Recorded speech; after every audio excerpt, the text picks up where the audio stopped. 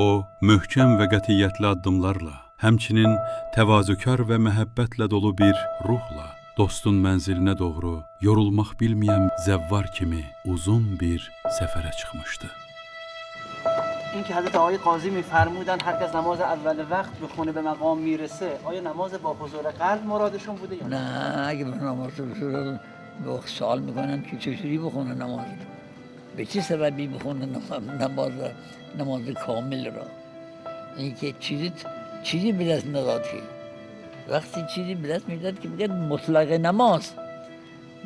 نماز را کسی مقید باشد در اول وقت به نماز عالی میرسه خودش تکویناً شیئا فشیئا روز به روز میره بالاتر.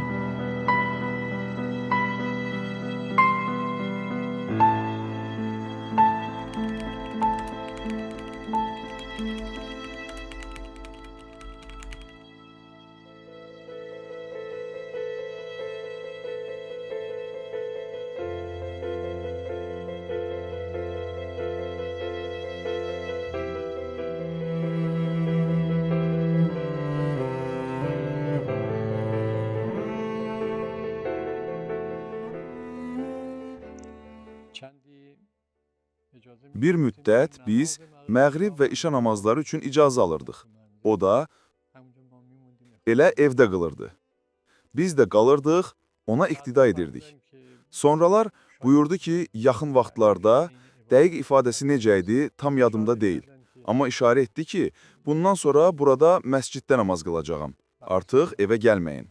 Yəni, mənası bu idi. Beləliklə, o, Şeyx Əbdünnəbi Əraki rəhmətullah əleyh vəfat etdikdən sonra Fatimiyyə məscidinin imamətini öhdəsinə götürdü.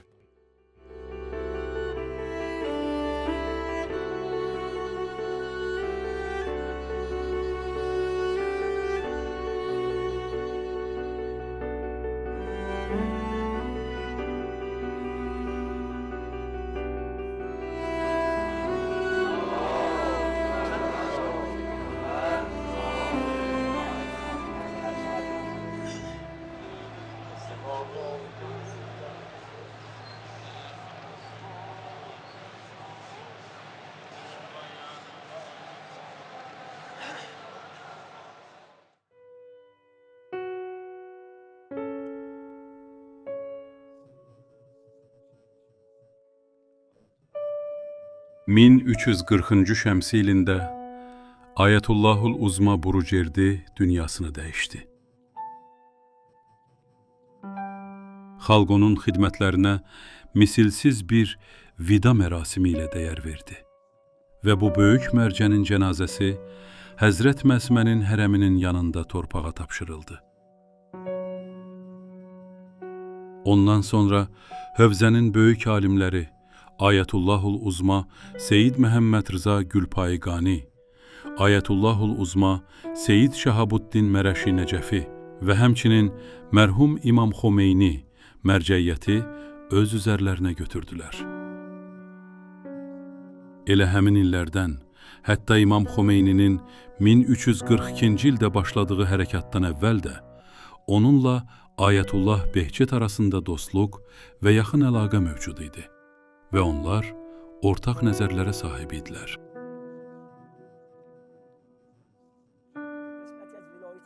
Biz vilayət-i fəqih bəhsinin bir hissəsini onunla oxuduq.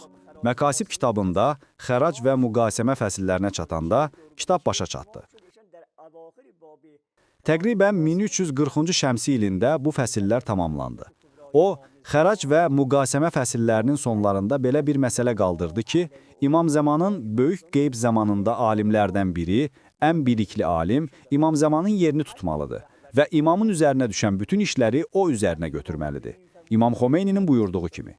İmam Xomeyni də buyurardı ki, vəli-i fəqih imamın bütün vəzifələrinə, vilayətdən başqa, yəni vilayət-i kübradan başqa bütün vəzifələrə sahibdir.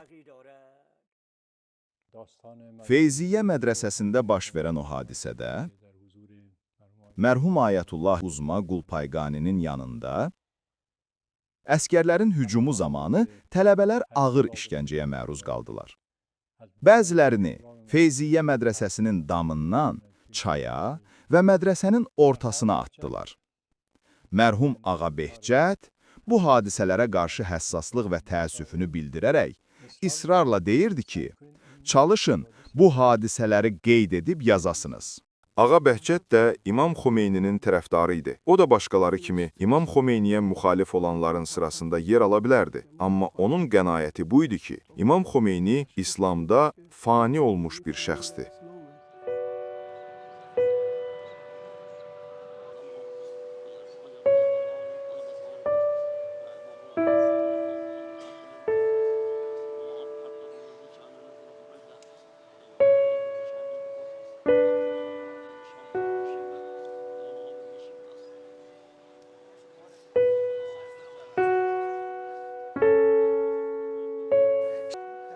Gecə qapını döydülər. Biz qapını açmaq istədik, ağa dedi, özüm gedirəm.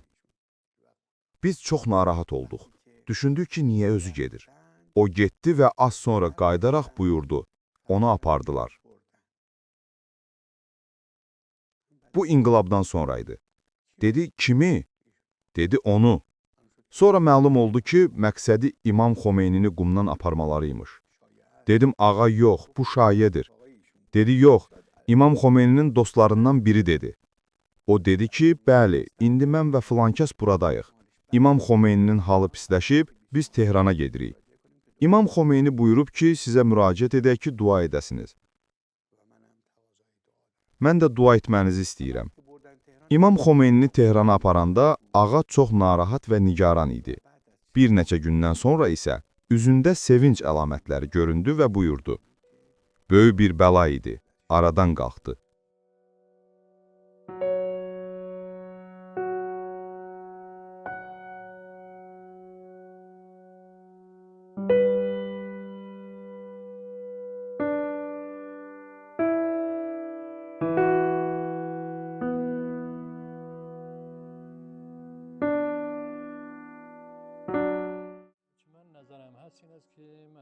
Yadımdadır ki, Mütəxəssislər Şurasının sədri olan mərhum Ayətullah Meşkini rəhmətullah əleyh belə nəql edirdi.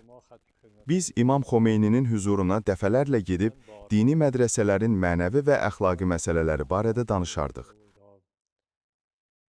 Soruşardıq ki, bu kimi məsələlərdə kimə müraciət edək? İmam Xomeyni buyururdu, Ağa Behçətə müraciət edin. Biz deyərdik ki, Ağa Behçət bu işi qəbul etmir. Belə bir mövqe ilə tanınmaqdan və önə çıxmaqdan çəkinir. Amma İmam Xomeyni yenə də israrla buyururdu. Siz yenə də ona müraciət edin və təkid edin. İmam Xomeyni buyururdu ki, tövhid-i əf'ali məqamında Ağa Behçətin misli yoxdur. İmam Xomeyni Ağa Behçətə xüsusi məhəbbət bəsləyən şəxslərdən idi. Birbaşa mərhum Mustafa Xomeyninin özündən eşitmişəm. O deyirdi ki, İmam Xomeyninin nəzərincə Ağa Behçət çox yüksək mənəvi mərtəbələrə malik idi. Hətta yadımdadır ki, bu ifadəni də işlətdi. O, ixtiyari ölüm məqamına sahibdir.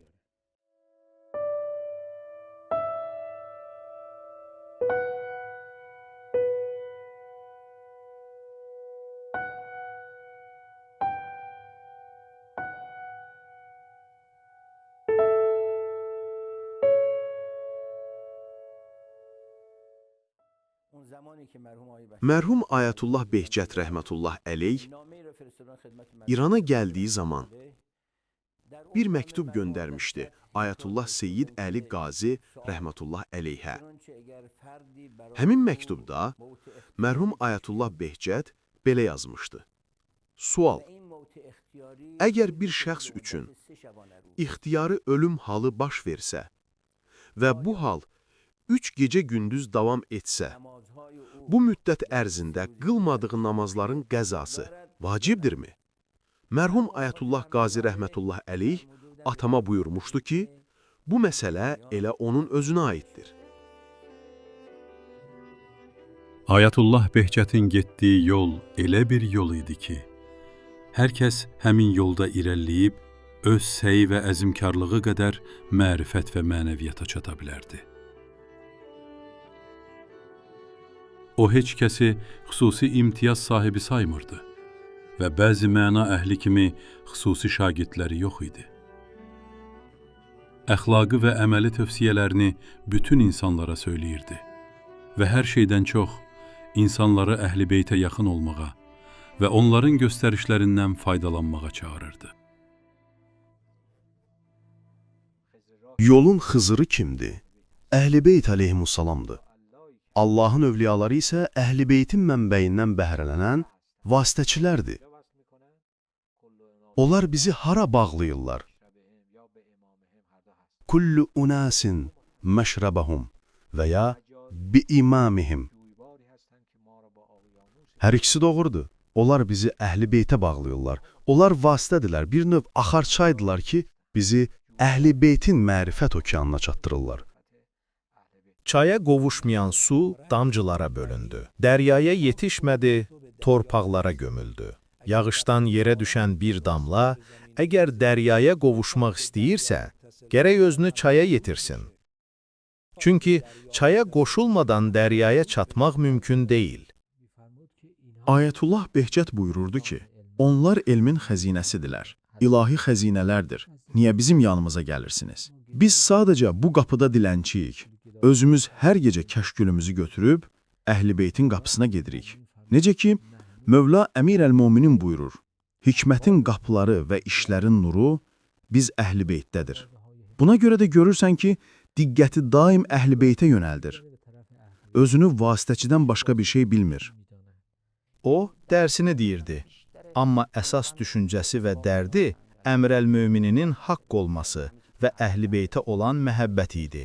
Deyirdi ki, hər şey Əhl-i Beytə olan məhəbbətdədir. Hər şey Əhl-i Beytlə olan əlaqədədir. Biz nə itiririksə, Əhl-i Beytdən uzaq olmağa görədir. O bəzən sübut gətirirdi ki, həqiqətən haqq əli ilədir və hadisələr necə baş verib.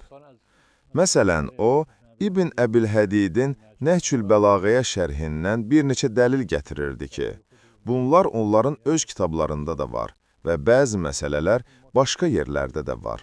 Biz deyirdik, bizim heç bir şübhəmiz yoxdur, bəs niyə o bunları bizə izah edir? İndi başa düşürük ki, o qabaqcadan görürdü ki, bir gün bu izahatlar lazım olacaq. Bəzi insanlar burada şübhəyə düşəcəklər. Məsələn, mən kuntu mavla fəhəzə aliyyun mavlah deyəndə, onlar Məvla sözünü dost mənasında başa düşəcəklər. Əhl-i Beytin məqamını və yüksəkliyini anlamaq və dərk etmək yalnız dərs və elmi müzakirəyə bağlı deyil. Eyni zamanda düzgün davranış da tələb olunur. O hər gün sübh namazından sonra Həzrət Məsumə əleyhissalamın hərəminə gedər, bir küncdə oturar və 1 saatdan artıq müddət ərzində dua və təvəssüllə məşğul olardı. Bu Ayətullah Behçətin Quma gəldiyi andan həyatının son günlərinə qədər 60 ildən artıq müddət ərzində insanları əməli olaraq dəvət etdiyi bir tövsiyə və əməl yoludur ki, insanlar imamət və vilayətin həqiqətinə daha yaxın olsunlar.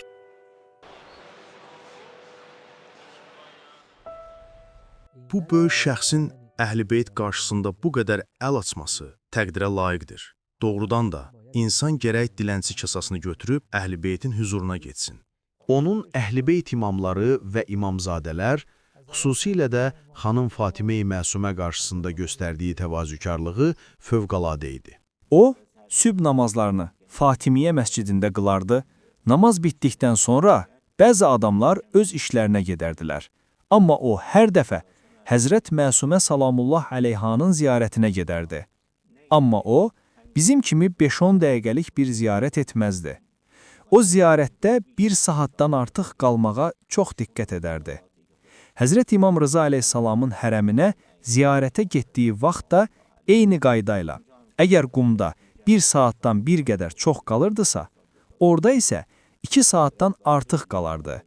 Gücü çatdığı qədər ayaq üstə, sonra isə oturaq halda bu ziyarət və duaları yerinə yetirərdi. Səhər hərəmə getdim, çünki bilirdim ki, o səhərlər həmişə hərəmdə olur. İstəyirdim orada onu görüm və bu mübarək yerdə ondan xahiş edim ki, mənə dua etsin. Hərəmə çatanda gördüm ki, o, müqəddəs zərihin qərb tərəfində bir künc var. O küncdə dayanıb boynunu əyərək dua edir. Mən də onun arxasında dayandım ki, dua bitəndə geri döndükdə məni görsün. Təxminən 20 dəqiqə onun arxasında dayandım. Özüm də biraz əhvalım yaxşı değildi. Gördüm ki, o hələ də başını aşağı salıb. Asta səslə dua edir, sakit-sakit pıçıldayır. Mən artıq yoruldum.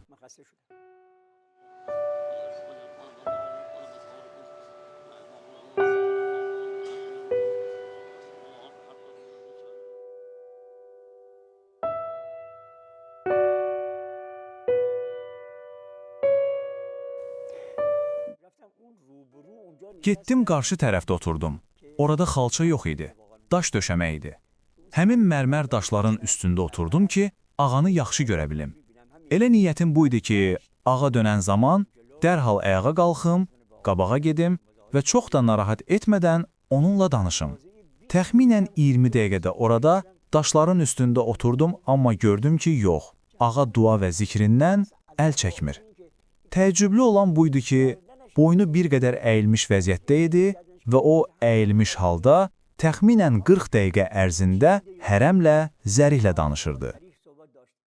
Hamı müşahidə etmişdi ki, o hərəmə ziyarətə gələndə bəzən yarım saat, bəzən 1 saat, az ya çox, bir dua, bir ziyarətnamə və ya bir zikirlə məşğul olar və əsla ətrafındakı heç nəyə fikir verməzdi.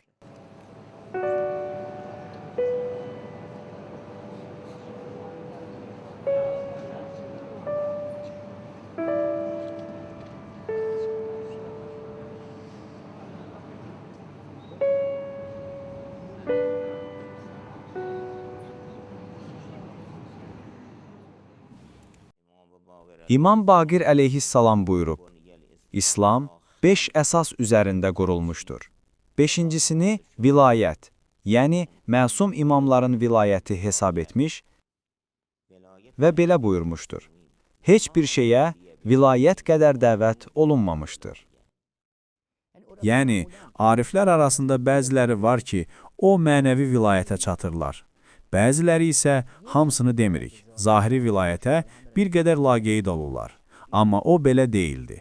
Mərifətin kamil dərəcəsi vilayətdir. Bu çox vacib bir məqamdır. Yəni, baxın, bu vadiyə qədəm qoymuş və sədaqətlə seyri suluk etmiş hər kəs bu həqiqətə çatmışdır. Əgər kimsə tövhidi tanımırsa, demək əslində dini tanımayıb. Və əgər kimsə vilayəti tanımırsa, demək o tövhiddə tam anlayışa malik deyil. Baxın, çox ariflər var ki, fiqh və kəlam baxımından fərqli məzhəb və düşüncələrə malikdilər. Məsələn, bəziləri Mötəzilə, bəziləri Hənəfi, bəziləri Şafeidir. Amma yenə də irfan yolunda vilayətə çatırlar. Niyə? Sirri budur. Kamil mərifət və irfanın mahiyyəti nədir? Vilayətdir. Sual verdən İbn Həmbəl, əfzəli sahabə kiye?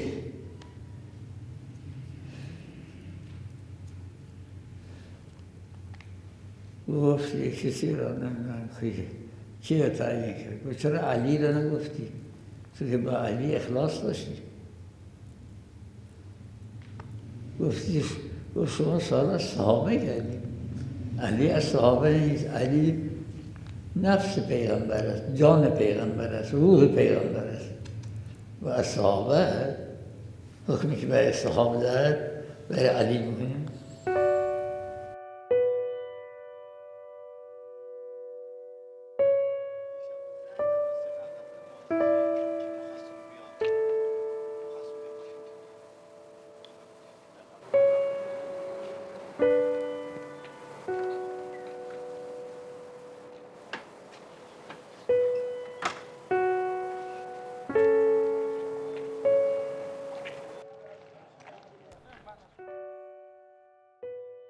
Vilayət, tövhidin mahiyyəti və batini mənasıdır.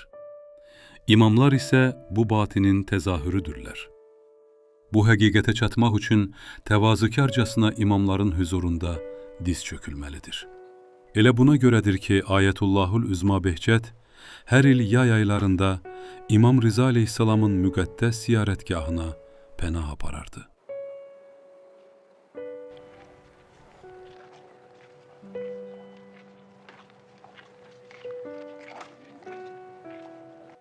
Əli ibn Əbi Talibin vilayəti mənim qalamdır. Kim mənim qalama daxil olsa, əzabımdan qorunmuş olar. Görəsən, Əli ibn Əbi Talibin vilayəti də La ilahə illallah kəlməsidir. Bəli, hədisdə buyurulur, La ilahə illallah mənim qalamdır. Burada da deyilir ki, Əli ibn Əbi Talibin vilayəti mənim qalamdır. Bu hədisi qudsidir. Lakin Peyğəmbərdən də hədis var bu mövzuda. Buyurub ki, İnni lə arcu min vilayəti Ali ibn Əbi Talibin kəmə arcu min la ilahə illallah. Bu isə Peyğəmbərin öz sözüdür. Yəni, mən la ilahə illallaha ümid etdiyim qədər Əli ibn Əbi Talibin vilayətinə də ümid edirəm. Bu elə bir məsələ deyil ki, yalnız bizim şiə alimlərimiz desin. Bütün böyük alimlər, məsələn, Muhyiddin kimi ariflər də eyni sözləri demişlər. Bütün şiə arifləri bu fikirdədirlər. Xüsusilə Muhyiddin Ərəbi Fütuhat əsərində bir cümlə deyir. Meyrac zamanı artıq Cəbrail Peyğəmbərlə birlikdə gedə bilmir. Bundan sonra Peyğəmbər bir səs eşidir və görür ki, Mövla Əmir əl-Müminin əleyhissalam onunla birgədir. Elə burada Həzrət Əli əleyhissalama belə buyurur. Kuntə ma'al ənbiyai sirrən və ma'iyə cəhrən. Sən gizlində bütün peyğəmbərlərlə idin, mənimlə isə aşkarda birgəsən.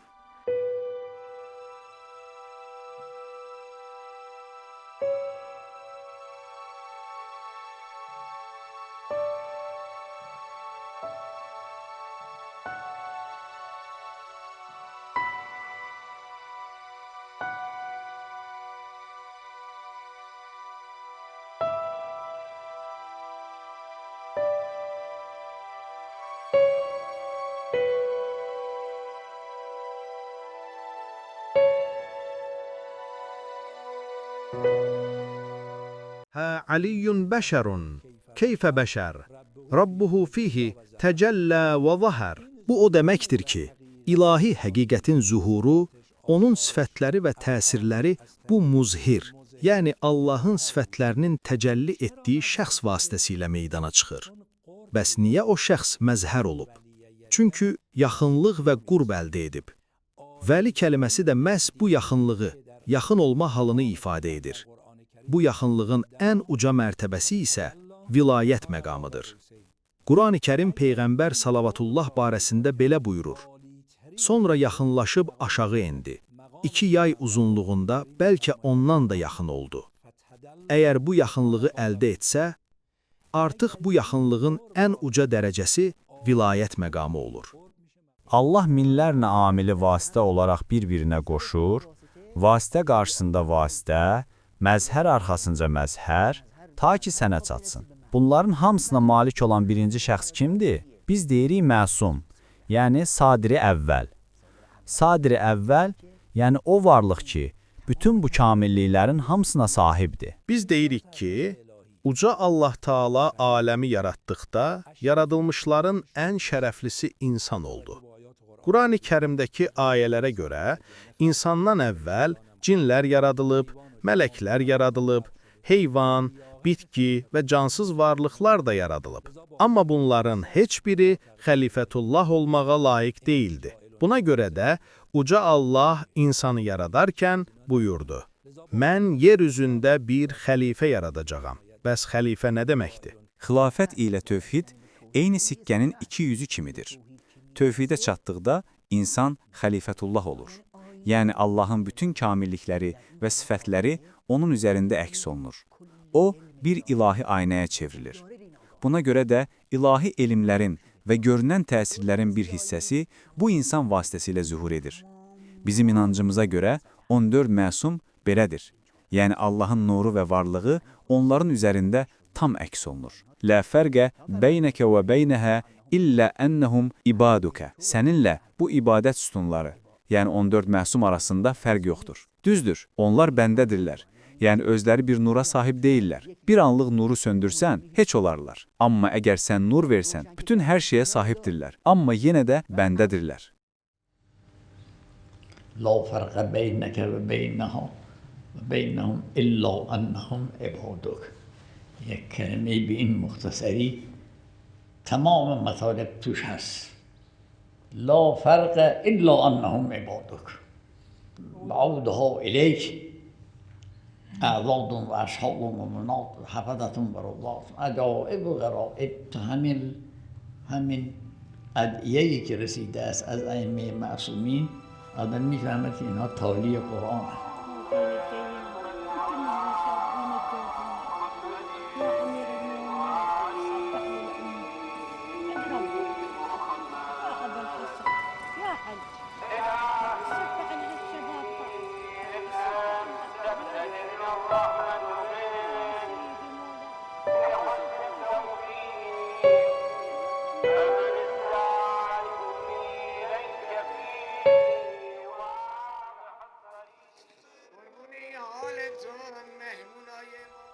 Məşhəddə və ya Qumda onun cümə günləri keçirilən mərsiyə məclisləri həmişə davam edərdi. O, Nəcəf alimlərindən olan iki ustadının, Seyid Əli Qazinin və Şeyx Məhəmməd Hüseyn Qərəvinin tövsiyəsini yadigar kimi qoruyurdu. Hətta onu heç kəsin tanımadığı o günlərdə belə, kiçik evində onu tanıyan az-saylı şagirdləri ilə birgə mərsiyə məclisləri keçirər, Əhl-i Beytin müsibətlərinə göz yaşı axtardı.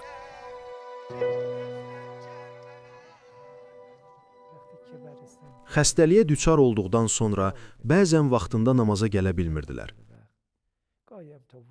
Bəzən də dəstəmaz almaq və sair səbəblərdən namazlarını gecikdirirdi. Çətinliklə dəstəmaz alırdı. Lakin mərsiyə məclisini həyatlarının son gününə qədər heç vaxt buraxmadılar. Hamımız bilirik ki, o, Əhl-i Beyt əleyhissalam mərsiyələrinə çox bağlıydı. Onun arzuladığı şeylərdən biri də bu məclislərdə daimi iştirak etmək idi. Niyə? Çünki inanırdı ki, əgər bir insan İmam Hüseyn üçün xalis göz yaşı tökərsə, bu göz yaşı qəlb gözünü açar. O deyirdi ki, böyük alimlərdən olan mərhum Şəfti sübh namazını azan olan kimi qılardı. Hər kəs deyirdi, ağa, biraz gözləyin, niyə bu qədər tez qılırsınız? O isə deyirdi, mənə görə ən böyük müstəhəb əməl, mərhum Şəfti deyirdi, gecə namazıdır. Vaciblərdən sonra ən fəzilətli ibadət gecə namazıdır. Mən belə namaz qıldığım üçün, mənim namazıma gələnlər də təbii olaraq bir qədər erkən oyanır və gecə namazına nail olurlar. Sonra əlavə edirdi, amma mənə görə İmam Hüseyn üçün ağlamaq ən böyük, ən fəzilətli əməldir. وقتی پاشو رو رکاب میذاره دل همه پر درده وقتی پاشو رو رکاب میذاره امون ایده امون ایده امون ایده وای از غریبی امون ایده امون ایده امون ایده وای از غریبی همه امون ایده امون ایده. Əgər İmam Hüseyn əleyhissalam olmasaydı, aşiqin yanan qəlbi, bu alov püskürən kürə, bu yandırıcı atəş harada özünü boşalda bilərdi. Bax elə buna görə də İmam Hüseyn əleyhissalam təkcə bütün pəncərələri və qapıları açmır, həm də qəlbi rübubiyyətə bağlayır. Bu zahirən bir müstəhəbdir. Amma bu müstəhəbin içində onlarla, yüzlərlə müstəhəb və vacib əməl gizlənmişdi. Mən gənc tələbə idim. Onun mərsiyə mərasimlərində iştirak edirdim. Heç kim də Ağa Behçəti tanımırdı. Onun o kiçik, sadə otağında 7-8 nəfər otağın içərisində oturardı və mərasim keçirilərdi. شد وقت خدا فزی من ز مدینه شد وقت خدا فزی من ز مدینه آسوده شدم از غم میخود در و سینه مادر مرو مادر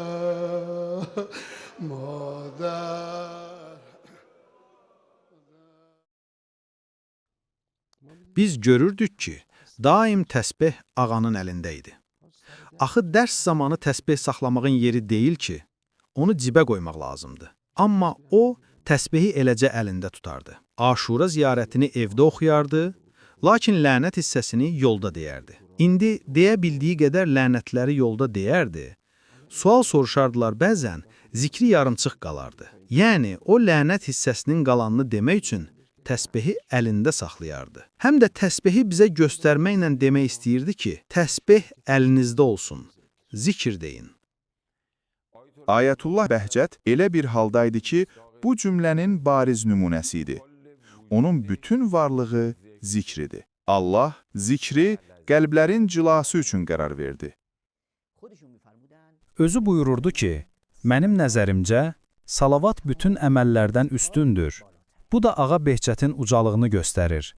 Çünki bu söz göstərir ki, o yalnız fəna məsələlərinə deyil, bəqa məsələsinə də diqqət edirdi.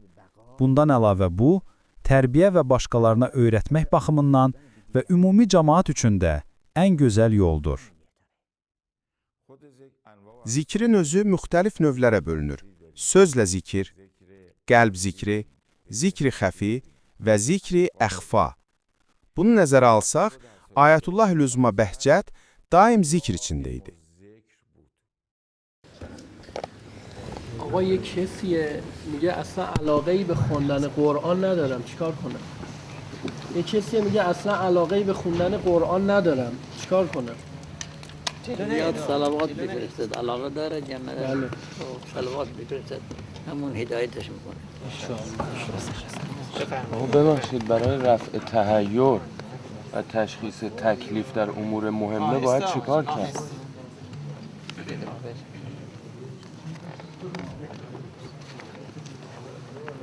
صلوات زیاد بفرستد در طرق مختلفه که تحیر دارد استخاره بکنه. آقا فضیلت لعن بالاتره یا صلوات؟ فضیلت لعن بالاتره یا صلوات؟ مثل اینکه لعن تخلیه است و صلوات تحلیه است. اول باید جاروب کن تو خانه و پس میهمان طلب. O dövrlərdən mənim xüsusilə diqqətimi çəkən, mənim üçün qaranlıq olan və cavabını bilmədiyim sual bu idi ki, o, Ya Səttar zikrini çox edərdi. Mənim sualım isə bu idi ki, axı bu qədər ilahi isimlər arasında o necə olur ki, bu adı bu qədər çox zikr edirdi?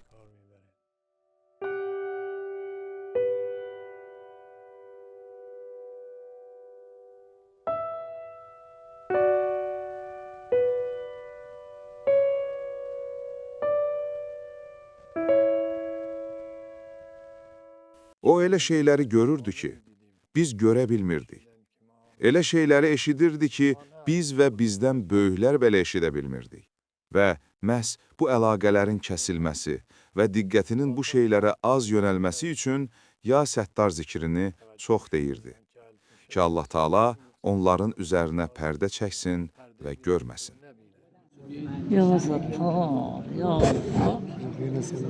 اذیتاشون نوشتن آقا اذیت نکنید آقا اذیت نکنید الله انشاءالله برامون دعا کن الله برضا مع العافیه انشاءالله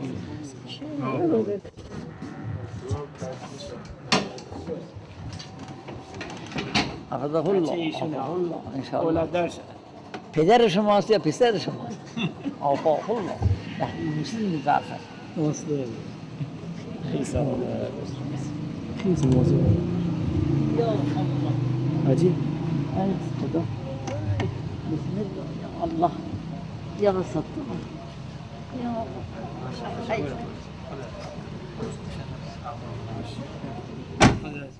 Bir kasıb adam hərəmin qarşısında dayanmışdı, cəmaat da ona kömək edirdi.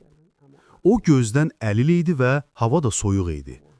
Gördüm ki, yol kənarında dayanıb, gözləyir ki, kimsə əlindən tutsun və onu küçənin o biri tərəfinə aparsın. Elə həmin vaxt mən də ağanı ziyarət etməyə gedirdim. Gördüm yolumun qarşısındadır. Dedim, hara getmək istəyirsən? Dedi, küçənin o biri tərəfinə. Əlindən tutub onu yoldan keçirdim. Sonra dedim, buradan o yana necə olacaq? Dedi, buradan o yana özüm bilirəm. Sonra getdim ağanın görüşünə. Oturduq, hal-əhval tutduq, gözlərindən əməliyyat olunmuşdu. Dedim, ağa, siz buyurmuşdunuz ki, insan heç vaxt Allahın huzurundan qafil olmasın. Daim huzurda və diqqətli olsun. Amma bəzi vaxtlarda bu mümkün olmur. Çünki insan bir iş görür, dərs oxuyur, diqqətlə baxır ki, müəllim nə deyir və ya özü dərs deyir və başqa işlər görür. Bu dediyinizdən ziddiyyət təşkil etmir. Ağa buyurdu ki, xeyr, heç bir ziddiyyəti yoxdur. Bu ona bənzəyir ki, bir insan körün əlindən tutur və onu küçənin bir tərəfindən o bir tərəfə keçirir. Bu əməli zikirdir. Bu kimi işlər əməli zikirdir.